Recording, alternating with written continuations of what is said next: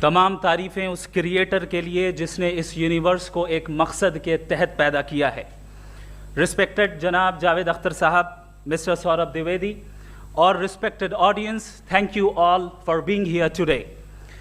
آج کی ڈیبیٹ میں چونکہ ہم بات کرنے والے ہیں ڈز گاڈ ایگزسٹ کے ٹاپک پر, تو یہ ایک ایسا ٹاپک ہے جس کے متعلق کوئی بھی ڈیسیجن لینے کے لیے الگ الگ اسٹینڈرڈز ہو سکتے ہیں.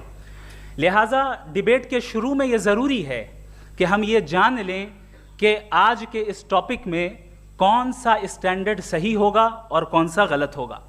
سب سے پہلا اسٹینڈرڈ جسے میں سمجھتا ہوں کہ ہمارے رسپیکٹڈ جناب جاوید اختر صاحب بڑی تیزی کے ساتھ اس کی طرف لپکیں گے, وہ ہے سائنس. جبکہ سائنس در حقیقت خدا کے ایگزسٹنس کو ڈائریکٹلی ثابت کرنے یا اس کے ایگزسٹنس کو ڈینائی کرنے کے لیے اسٹینڈرڈ نہیں بن سکتی.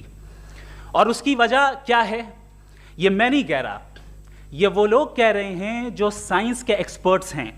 نیشنل اکیڈمی آف سائنس کہتی ہے science doesn't have the processes to prove اور disprove the existence of God. Why? کیونکہ سائنس کا